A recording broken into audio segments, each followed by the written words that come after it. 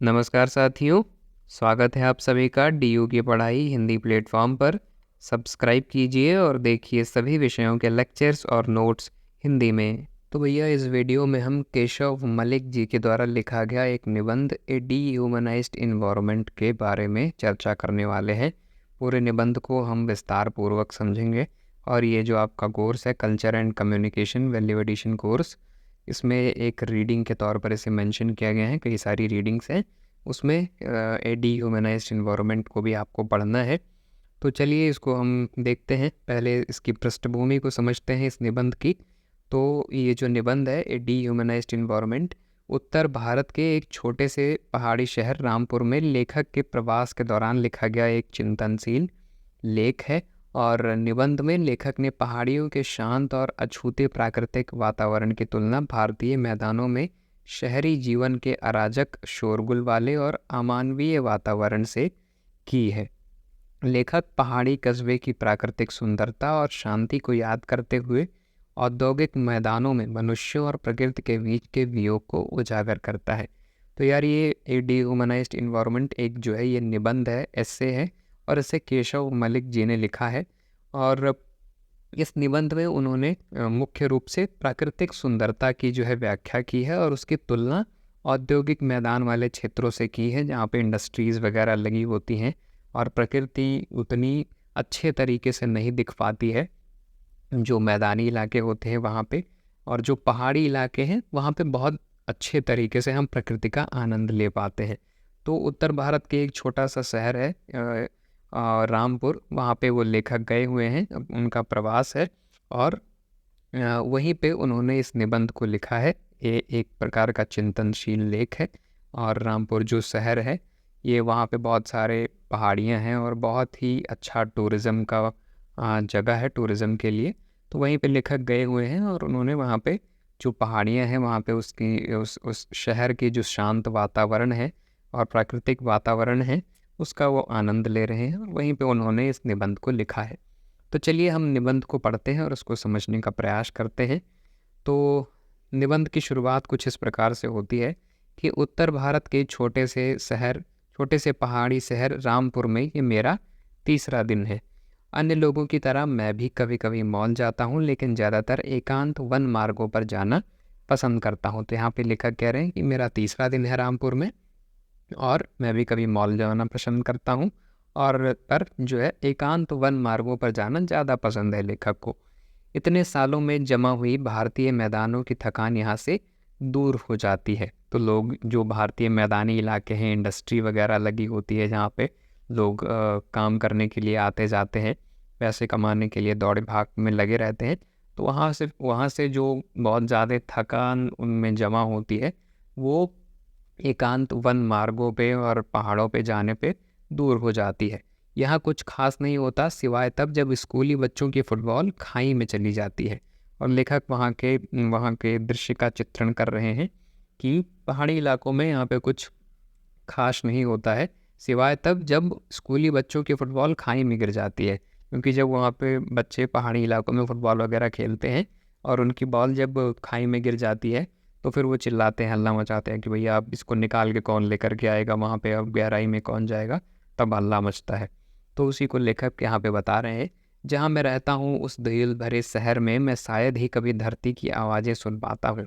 हाँ, मुझे पता है कि वहाँ ये आवाज़ें सुनी जा सकती हैं, लेकिन इसके लिए जो प्रयास करना पड़ता है वो बहुत कठिन है। प्रकृति यानी मेरे लिए अलग अलग आवाज़ें। अब प्रकृति का मतलब लेखक के लिए क्या है वो यहाँ पे उसकी व्याख्या कर रहे हैं कि जैसे बहते पानी की आवाज़, एक इंसानी आवाज़ की स्पष्ट ध्वनि, पत्थर का गिरना, बजरी पर पैरों की आवाज़ और ऐसी कई छोटी छोटी चीज़ों की आवाज़ें ये नीचे धरती पर सुनाई नहीं देती हैं। तो लेखक यहाँ पे बता रहे हैं कि ये जो प्रकृति की सुंदर और स्पष्ट ध्वनियाँ होती हैं वो नीचे धरती पर सुनाई नहीं देती हैं। पहाड़ों पे इन्हें ठीक तरीके से सुना जा सकता है। ठीक उसी तरह जैसे पहाड़ की चोटियों के रंग गहरे और नीले रंग का विरोधाभास, घाटी की चमकती रोशनियाँ, ये सब बहुत कुछ नीचे धरती पर मानवता के शोर और यातायात के बीच में खो जाता है। तो जब भी आप शहरों में बाहर निकलते हैं तो ट्रैफिक इतना ज़्यादा होता है, हर कोई वहाँ पे पीप पीप पीप पीप बजाते हुए चल रहा है, हर कोई अपनी गाड़ी में बैठा हुआ है। इतना ज़्यादा यहाँ पे शोर होता है कि आपको किसी चीज़ की आवाज़ स्पष्ट रूप से नहीं सुनाई देती। आप कभी किसी शांत इलाके में चलते हैं तो आपको वहाँ पे जो छर्री वगैरह होती है, गिट्टी होती है, उसकी भी आवाज़ आपको ठीक से सुनाई देती है। लेकिन ये जो मैदानी इलाके होते हैं, यहाँ पे इनको ठीक तरीके से सुन पाना बहुत ज़्यादा मुश्किल होता है। अगले पैराग्राफ में फिर लेखक कह रहे हैं कि लेकिन अब आखिरकार मैं पाइप में बहते पानी की आवाज़ और नीचे चीड़ के पेड़ों में बाँसुरी सी आवाज़ सुन सकता हूँ। अब लेखक यहाँ पे कह रहे हैं कि जब अब वो पहाड़ों पे गए हुए हैं, वहाँ की जो प्राकृतिक सुंदरता है उसका आनंद ले रहे हैं, तो वहाँ पे सब कुछ आवाज़ें उनको वो जो है क्लियरली सुनाई दे रही हैं। बहते पानी की आवाज़, पाइप में जब पानी बह रहा होता है तो उसमें कुछ चुटपुट की आवाज़ आ रही होती है, उसे ठीक तरीके से लेखक कह रहे हैं कि अब उसे सुना जा सकता है यहाँ पे। और नीचे चीड़ के पेड़ों में बाँसुरी सी आवाज़ सुन सकता हूँ। बाँसुरी सी आवाज़ सुन सकता हूँ, इसका मतलब ये नहीं है कि पेड़ वहाँ पे बाँसुरी बजा रहे हैं। जब हवा चलती है तो एक सरसरी सी आवाज़ आती है पेड़ों की पत्तियों में से, है ना? उसी को यहाँ पे लेखक जो है उसकी व्याख्या कर रहे हैं कि नीचे चीड़ के पेड़ों में बाँसुरी सी आवाज़ सुन सकता हूँ। पहाड़ पे चीड़ के पेड़ अधिक होते हैं। पानी की आवाज़ अक्सर बदलती रहती है। पहले तो ये रात में किसी स्टेशन पर भाप छोड़ने वाले इंजन की तरह लगती है। कभी कभी ये उद्देश्यपूर्ण तरीके से तेज होती है और कभी तो ये घेरे के उस पार झींगुरों की आवाज़ से मिलती जुलती है। तो जो पानी की आवाज़ है पाइप में, उसकी व्याख्या कर रहे हैं लेखक कि कभी कभी ये जो है पानी बहुत तेज़ी से बहने लगता है पाइप में, और फिर कभी कभी ये धीरे धीरे बहने लगता है। और उसके बाद कभी कभी ये उद्देश्यपूर्ण तरीके से पानी की जो बहाव है वो तेज़ हो जाता है। और जो घर के आसपास जो घेरे लगे होते हैं, फेंसिंग की जाती है, तार लगे होते हैं, उसके उस पार जो है झींगुरों की आवाज़ आती है, कुछ री री टाइप की होती है, उस प्रकार की आवाज़ पानी की लगती है। फिर उसके बाद लेखक यहाँ पे लिख रहे हैं कि रात हो चुकी है और बाहर बहुत शांति है। जैसे ही मेरी नज़र ऊपर जाती है, मुझे लकड़ी की छत के पास एक पतंगा दिखाई देता है जो बेखौफ इधर उधर उड़ रहा है। हाँ, मानसिक शब्दों में कहें तो मैदान बहुत दूर है। तो अब वो लेखक यहाँ पे रात की व्याख्या कर रहे हैं कि अब यहाँ पे बहुत ज़्यादा शांति है और ऊपर लकड़ी की छत के पास एक पक्षी उनको दिखाई देता है, एक पतंगा उनको दिखाई देता है। पक्षी नहीं कहेंगे, पतंगा है। तो वो बेखौफ इधर उधर उड़ रहा है और लेखक को वहाँ पे बहुत ज़्यादा शांति का अनुभव हो रहा है, और क्योंकि मैदानी इलाकों से वो बहुत दूर है, यहाँ पे बहुत ज़्यादा ट्रैफिक की आवाज़ें और शोरगुल का वातावरण नहीं है पहाड़ों पे। तो दिन के समय जब मैं अपनी कुर्सी पर आराम से बैठता हूँ तो मेरी आंखें घने जंगल वाली पहाड़ी की तरफ होती हैं। मैं रोशनी को बार बार बदलते हुए देखता हूँ। तो जैसे धूप निकलती है तो कभी कभी आपने देखा होगा कि एक बैग जो है अंधेरा छा जाता है थोड़ी देर के लिए, फिर उसके बाद धूप निकल आती है, फिर थोड़ा सा हल्का सा अंधेरा छा जाता है क्योंकि सूरज के सामने बादल आ जाते हैं। उसी को यहाँ पे लेखक कह रहे हैं कि मैं रोशनी को बार बार बदलते हुए देखता हूँ। वहाँ हरियाली है, काली छायाएं हैं और ऊपर एक या दो चील गोल गोल चक्कर लगा रहे हैं। बादल शरद ऋतु के सूरज में नहाए हुए हैं। मैं अपनी तरफ आती हुई पहाड़ों की ढलानों पर गायों की घंटियों की झनकार सुनता हूँ। बाड़ का मतलब है कांटेदार तारों का एक घेराव, जो फेंसिंग की जाती है घरों के आसपास ताकि कोई जानवर अंदर न कूद के आ सके, उसी को कहते हैं बाड़। तो बाड़ के पास फर्न से ढके बलूत के पेड़ हैं। फर्न होता है एक सुंदर बारीक पत्तियों वाले पौधे को बोलते हैं, उसको फर्न कहा जाता है। और जो बलूत के पेड़ होते हैं उनको ओक ट्री बोलते हैं। तो लेखक यहाँ पे लिख रहे हैं कि बाड़ के पास फर्न से ढके बलूत के पेड़ हैं जिन्हें मैं मिनटों तक देखता रहता हूँ। मैं हर शाखा के हर मोड़ और हल्की हवाओं में पत्तियों की हलचल को देखता हूँ। मैं बादलों की सफ़ेदी और पुरानी दहलीज के पास घास को हिलते हुए देखता हूँ। मैं राहत की गहरी सांस लेता हूँ। और क्यों? तो अब इस पैराग्राफ में लेखक ने जो वहाँ पे प्राकृतिक वातावरण है उसका मनोरम चित्रण कर रहे हैं। उन्होंने पूरा डिस्क्राइब किया है कि कैसे वहाँ का जो वातावरण है वो दिन के समय कितना सुंदर सा लगता है। ऊपर जो है चील उड़ रहे हैं, बादल शरद ऋतु के सूरज में नहाए हुए हैं, गायों की घंटियों की आवाज़ उनको सुनाई दे रही है। तो इस तरीके से उन्होंने यहाँ पे पूरा डिस्क्राइब किया है। अगले पैराग्राफ में फिर वो कहते हैं कि मैं खुद से कहता हूँ कि ये एक पलायन है, एक ज़रूरी पलायन है। मैदानी इलाकों के बड़े मेगा टाउन में जहाँ मैं रहता हूँ और काम करता हूँ, वहाँ व्यक्तित्व की रूपरेखा खो गई है। तो अब लेखक कह रहे हैं कि जहाँ पे वो रहते हैं, जो मेट्रोपॉलिटन सिटीज़ होते हैं, बड़े बड़े शहर होते हैं, यहाँ पे व्यक्तित्व की रूपरेखा खो गई है। आम आदमी जो है दिन भर काम में ही लगा रहता है, बाइक पे जो है इधर से उधर ट्रेवल कर रहा है, ऑफिस जा रहा है, आके घर पे थका मांदा सो जा रहा है। तो इसी से लिए लेखक कह रहे हैं कि मैं खुद से कहता हूँ कि ये एक पलायन है, एक ज़रूरी पलायन है। और मुझे कोई स्पष्ट विचार नहीं है कि मशीनों के आने से पहले, अंग्रेज़ों के आने से पहले या मुग़लों के आने से पहले एक आम भारतीय कैसा था। कि मतलब जब ये चीज़ें नहीं आई थी, इतना ज़्यादा डेवलपमेंट नहीं हुआ था, इंडस्ट्रीज़ और टेक्नोलॉजी जैसी चीज़ें नहीं आई थी, तो एक आम भारतीय का जीवन कैसा होता था, ये मुझे नहीं पता है।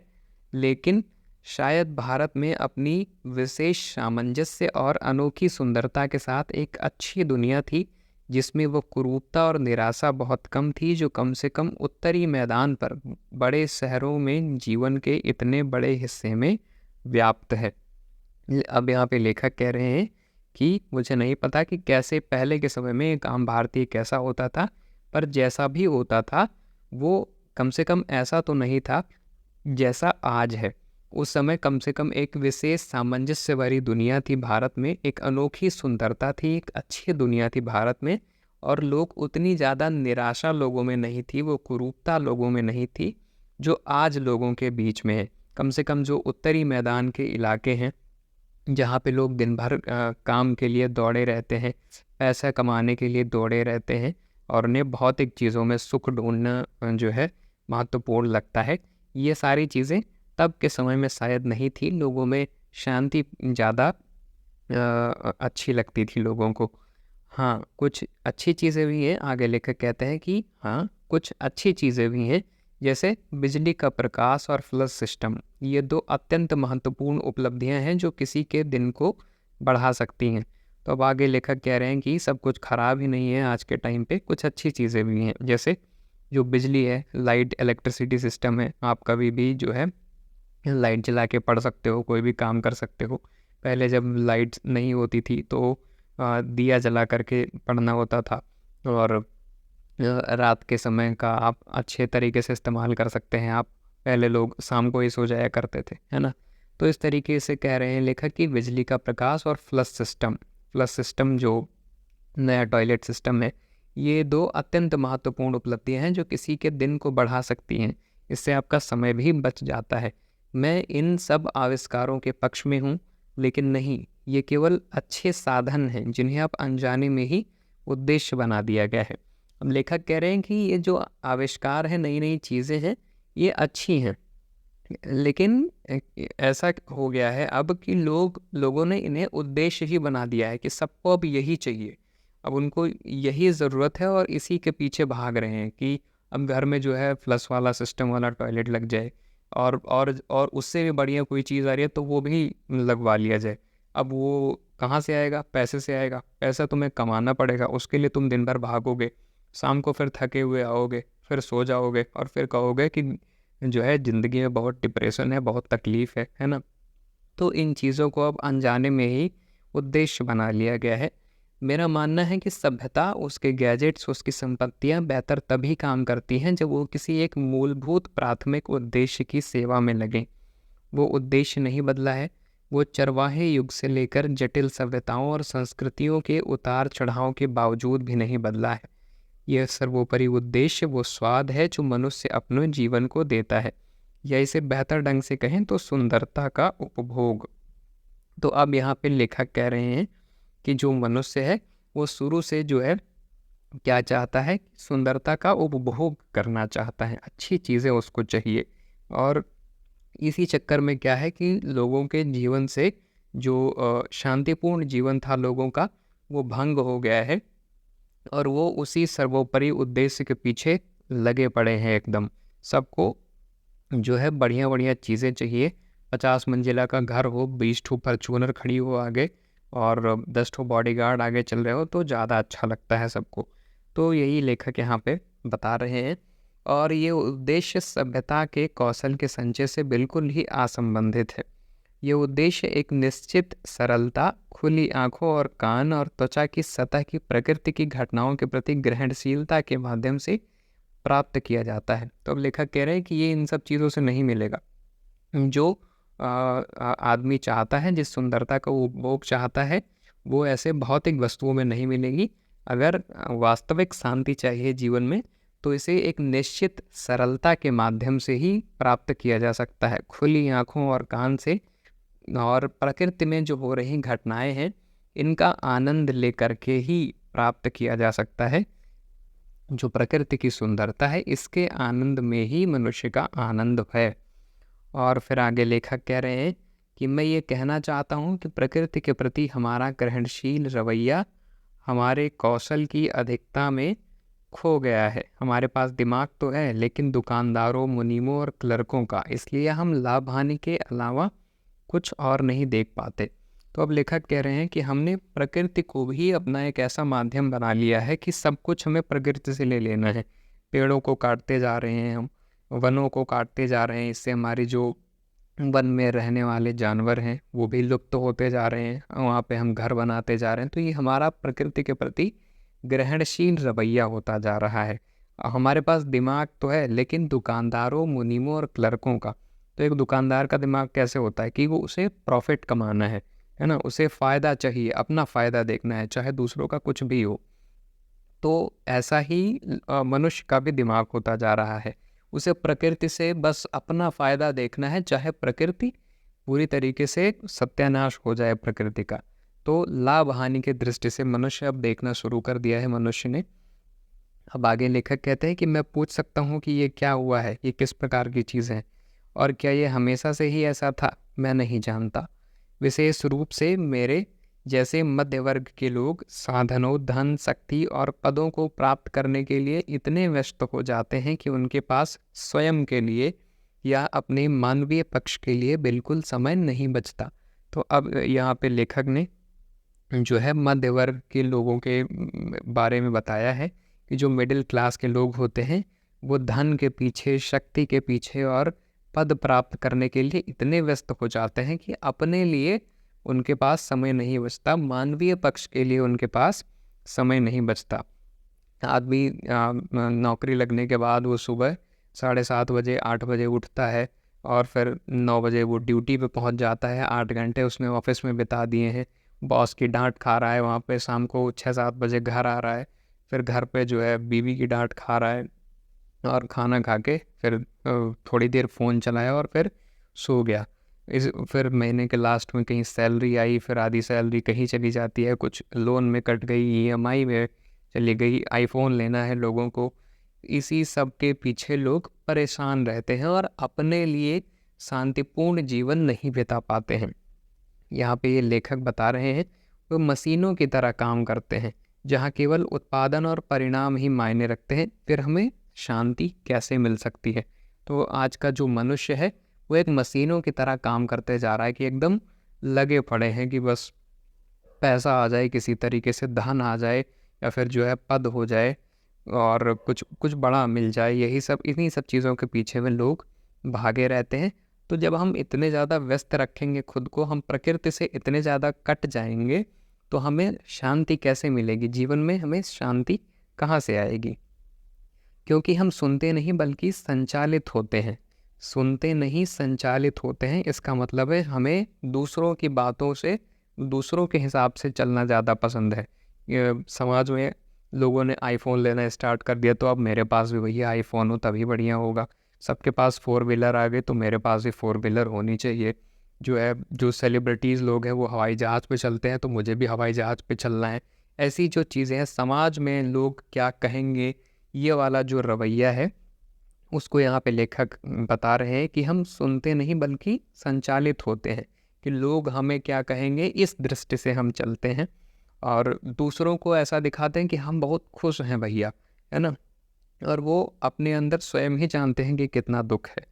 और इसलिए एक ही वस्तु की चाहत रखने वाले प्रतिस्पर्धी व्यक्तियों के बीच आंतरिक संघर्ष होता है। एक ऐसी वस्तु जिसकी हमेशा कमी रहती है।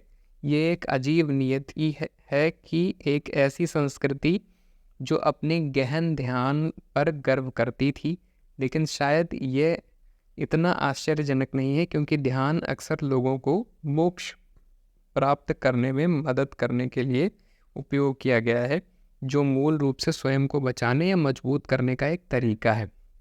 तो अब यहाँ पे लेखक ने जो है पुरानी संस्कृति के बारे में भी टिप्पणी की है कि ये सब कुछ जो हो रहा है, ये एक ऐसी संस्कृति में हो रहा है जहाँ पे हमारे पास ध्यान जैसी चीज़ सिखाई जाती थी, हमें ध्यान की कला होती थी, मेडिटेशन की कला होती थी।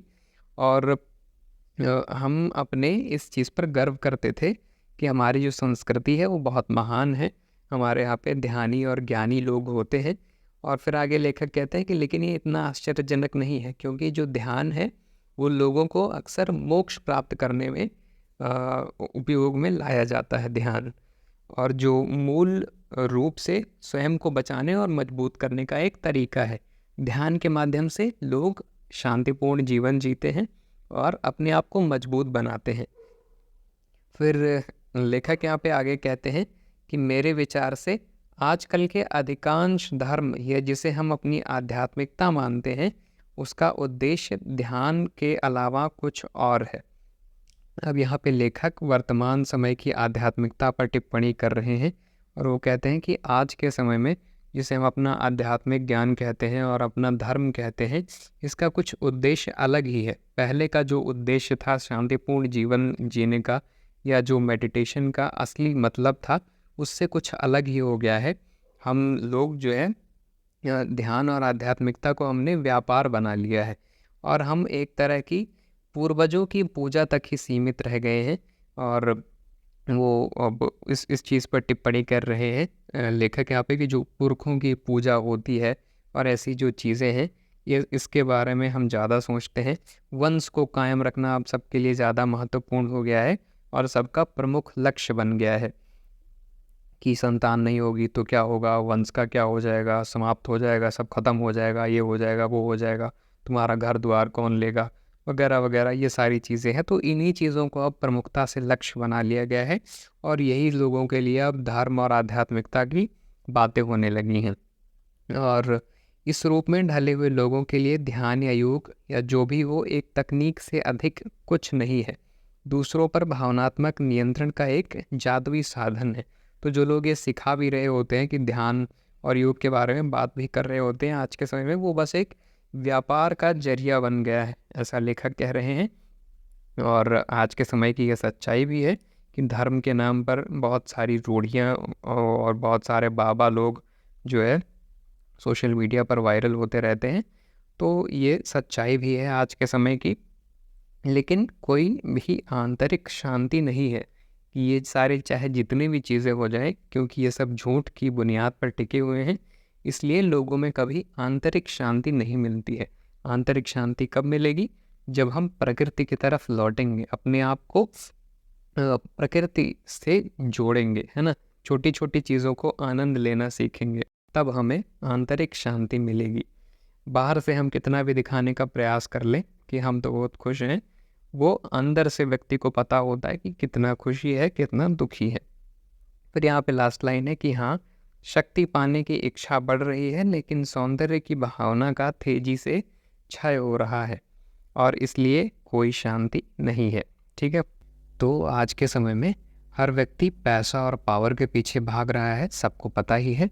और इसकी वजह से क्या होता है कि हम प्रकृति से कट जाते हैं, क्योंकि हमें दिन भर पैसा कमाने के लिए भागना दौड़ना पड़ता है। एक चीज़ होती है ना यार कि ज़रूरत, और दूसरी चीज़ होती है लालच।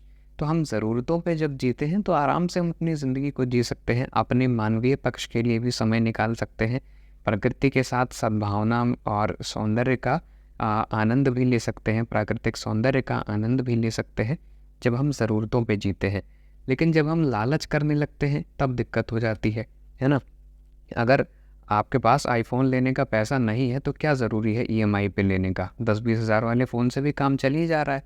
जब हो जाएगा तब ले लेना आईफोन, लेकिन नहीं, ईएमआई पे लेना है, सब ले रहे हैं तो हम मुझे भी लेना है। सबके पास जो है गाड़ी है तो मुझे भी चाहिए, सबके पास फ्लैट है तो मुझे भी चाहिए, चाहे उसके लिए कहीं से भी पैसा लाना पड़े, कर्जा लेके पैसा लाना पड़े, कुछ भी हो जाए, सबको दिखाना है कि मैं बहुत अमीर हूँ। तो जब इस चीज़ की भावना के साथ ऐसे हम जीते हैं, दिखावे के साथ जीते हैं, तो हमें अपने ऊपर भी तकलीफ़ झेलनी पड़ती है, हम प्रकृति से भी कट जाते हैं और जो आंतरिक शांति है वो हमें नहीं मिल पाती है। तो बेहतर ये होगा कि हम ज़रूरतों पे जिएँ और प्रकृति की तरफ वापस लौटें, वरना फिर जो मानव जीवन में डिप्रेशन, एंजाइटी और टेंशन जैसी चीज़ें हैं, ये बनी रहेंगी हमेशा। ठीक है, तो इस तरीके से यार ये पूरा निबंध हमारा समाप्त होता है। अब आगे बढ़ते हैं, हम कुछ पिछले वर्ष के जो प्रश्नोत्तर हैं इस निबंध से आए हुए, उन पर हम एक एक करके चर्चा कर लेते हैं। पहला प्रश्न आया हुआ है कि ए डीह्यूमनाइज्ड एनवायरनमेंट के शीर्षक पर टिप्पणी कीजिए। तो जो निबंध का शीर्षक है ए डीह्यूमनाइज्ड एनवायरनमेंट, डीह्यूमनाइज्ड का मतलब होता है अमानवीय या फिर मानवीयता रहित, और एनवायरनमेंट मतलब जो हमारा पर्यावरण है, तो एक मानवीयता रहित वातावरण।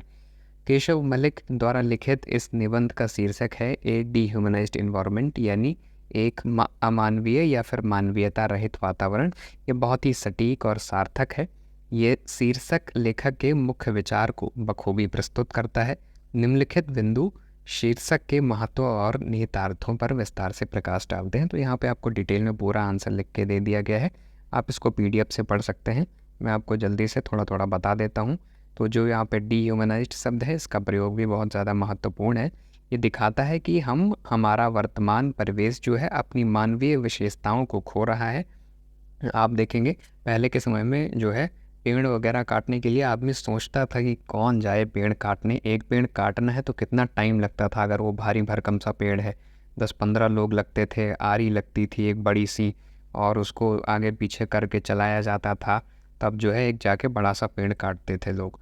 अब क्या होता है कि लोगों के पास तो मशीन है, विज्ञान ने इतनी प्रगति कर ली है कि मशीन लगाते हैं और सर से पेड़ जो है वो कट के बराबर हो जाता है, और लोगों को बड़ा मज़ा आता है कि आहा हमने तो कितनी प्रगति कर ली, ऐसी मशीन बना दी कि जो है तुरंत पेड़ कट के गिर जा रहा है, बहुत अच्छा हुआ, है ना। लोग इसी पे गर्व महसूस करते हैं। तो हमारी जो मानवीयता है वो खोती जा रही है, डीह्यूमनाइज्ड का मतलब यही है। तो लेखक का मानना है कि आधुनिक जीवन शैली ने हमें प्रकृति और अपने आंतरिक मूल्यों से दूर कर दिया है। इसी तरीके से इसमें दूसरा पॉइंट है कि निबंध में लेखक एक पहाड़ी शहर रामपुर में अपने अनुभवों का वर्णन कर रहे हैं, और वो शहरी जीवन की तुलना में प्राकृतिक वातावरण में अधिक शांति और सुकून महसूस कर रहे हैं। वहाँ पे रामपुर जो शहर है, पहाड़ी शहर है, वहाँ पे उनको ज़्यादा सुकून मिल रहा है, और ये जो तुलना की गई है ये डीह्यूमनाइज्ड एनवायरनमेंट के विचार को और अधिक स्पष्ट करती है। इस तरीके से आपका कई सारे पॉइंट्स यहाँ पे, just read it in the notes. आगे बढ़ते हैं। दूसरा यहाँ पे प्रश्न है कि केशव मलिक प्रकृति के बढ़ते अमानवीयकरण के बीच प्राकृतिक सुंदरता के ह्रास पर दुख व्यक्त करते हैं, क्या आपको लगता है कि उनकी चिंता उचित है? तर्कपूर्ण उत्तर दीजिए। और फिर दूसरा यही प्रश्न फिर घुमा के दूसरे तरीके से पूछा गया है कि क्या आपको लगता है कि ए डीह्यूमनाइज्ड एनवायरनमेंट में प्राकृतिक सुंदरता के नुकसान और प्रकृति के अमानवीयकरण के बारे में केशव मलिक की चिंता उचित है? तो बेसिकली प्रश्न का मतलब यही है कि जो केशव मलिक जी ने निबंध में चिंताएं व्यक्त की हैं कि जो है मानव की जो प्रवृत्ति है वो अब प्रकृति के खिलाफ होती जा रही है, तो ये चिंता उनकी आपको उचित लगती है? तो जी बिल्कुल, उनकी जो चिंता है वो जायज़ है। प्राकृतिक सौंदर्य के नुकसान और प्रकृति के अमानवीयकरण के बारे में केशव मलिक की चिंता वास्तव में उचित है। इसके कई सारे कारण हैं। प्राकृतिक संपर्क का जो है अभाव होता जा रहा है मानव के बीच, हमने प्रकृति की आवाज़ों को सुनना बंद कर दिया है, प्रकृति के साथ तालमेल में रहना बंद कर दिया है। इससे हमारे स्वास्थ्य पर भी प्रभाव पड़ता है, हमारा मानसिक स्वास्थ्य भी खराब रहता है। आप देखेंगे कई बार आप जब नदी के किनारे बैठते हैं या कोई बड़ा सा सुंदर सा पार्क होता है वहाँ पे बैठते हैं तो आपको बड़ी शांति मिलती है ना। लेकिन हम जब सब चीज़ें ख़त्म करते जा रहे हैं, हम सब जगह घर बनाते जा रहे हैं, इंडस्ट्री लगाते जा रहे हैं, और सारा पॉल्यूशन इतना फैलाते जा रहे हैं, तो हम पार्कों में भी जाने का समय नहीं बचता है हमारे पास। तो इस तरीके से प्रकृति से संपर्क का अभाव हो गया है। हमारी जो जीवन शैली है वो यांत्रिक हो गई है, मशीनों की तरह काम करने लग गए हैं। सौंदर्य बोध का ह्रास हो रहा है। हमने प्रकृति की जो सुंदरता है उसको महसूस करना कम कर दिया है। आध्यात्मिक मूल्यों का भी पतन हो रहा है। जो मेडिटेशन की चीज़ें थीं, मोक्ष प्राप्त करना, धर्म और आध्यात्मिकता का जो वास्तविक लक्ष्य था उसको भी अब जो है धर्म की आड़ में धंधा बनाया जा रहा है। एक से एक जो है बाबा आए दिन मार्केट में आते रहते हैं, एक एक तरकीबें बताते हैं। और फिर पांचवा पॉइंट शांति का अभाव है इसलिए। तो ये आंसर हो गया आपका। फिर यहाँ पे अगला प्रश्न है चौथा कि ए डिह्यूमनाइज्ड इन्वायरमेंट के माध्यम से केशव मलिक क्या संदेश देना चाहते हैं। तो वो केशव मलिक इस निबंध में एक गहरा और महत्वपूर्ण संदेश देना चाहते हैं। वो हमें बताना चाहते हैं कि आधुनिक जीवन खासकर बड़े शहरों में हमें प्रकृति और अपने असली स्वभाव से दूर कर रहा है। ये एक तरह से हमारे जीवन को मानवीयता से रहित बनाता है। तो जो हम बड़े बड़े शहरों में प्रकृति से दूर हो गए हैं, आप देखेंगे जो लोग गांव वगैरह में रहते हैं उनको ज़्यादा बेहतर समझ में आएगा कि गांव की जो सुंदरता है वो कितनी ज़्यादा प्यारी होती है। आप दिल्ली शहर में आते हैं तो आपको पता चलता है कि यहाँ तो इतना ज़्यादा ट्रैफिक है। आप 1 किलोमीटर का रास्ता जो है चलने के लिए निकलते हैं तो वहाँ पे 1.5-2 घंटे का समय लग जा रहा है। लोग चलते चलते पैदल जो है नहीं निकल पाते, इतना ज़्यादा जाम लग जाता है ना। और इस तरीके की जो चीज़ें हैं वो शहरों में होती हैं। तो मलिक जी का मानना है कि हम अपनी व्यस्त ज़िंदगी में बहुत कुछ ज़रूरी चीज़ें भूल रहे हैं और हम इतने व्यस्त हो गए हैं कि हमें प्रकृति की छोटी छोटी खूबसूरतियाँ भी नहीं दिखाई देती। पेड़ों की जो पत्तियों का हिलना है, पानी की आवाज़ है, आसमान में उड़ते पंछी हैं। शहरों में आपको ये भी नहीं दिखते हैं, कहीं आसमान में उड़ते पक्षी भी नहीं दिखते हैं। और ये सब जो चीज़ें हैं ये हमारे आसपास ही हैं, पर हम इतने आनंदित नहीं हो पाते इनमें। हमें सिर्फ पैसा कमाना है और पैसे से भोगना है अपने आप को, भौतिकता को भोगना है। और अपना काम करने में हम इतने खो गए हैं कि हमने अपने जीवन का असली मकसद ही भुला दिया है। उनका मानना है कि जीवन का असली मकसद है सुंदरता का आनंद लेना, प्राकृतिक सुंदरता का आनंद लेना और अपने जीवन को बेहतर बनाना, पर हम इसे भूलते जा रहे हैं। तो ये जो है इस निबंध का मुख्य संदेश है। आपको आंसर और ज़्यादा यहाँ पे डिटेल में मिल जाएगा, इसको आप पढ़ लेंगे। तो चलिए ये आपका पूरा निबंध है।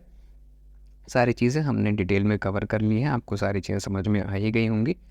तो ठीक है, फिर हम इस वीडियो को यहीं पे समाप्त करते हैं। व्हाट्सएप चैनल और टेलीग्राम चैनल को भी जाके ज्वाइन कर लीजिएगा। इंस्टाग्राम पेज को भी फॉलो करना बिल्कुल मत भूलें। और अगर आपका कोई प्रश्न है तो आप हमें DM भी कर सकते हैं। तो चलिए हम वीडियो को यहीं पे समाप्त करते हैं। So please give your suggestions and feedback in the comment. This is the end of the video. Thank you. Have a nice day.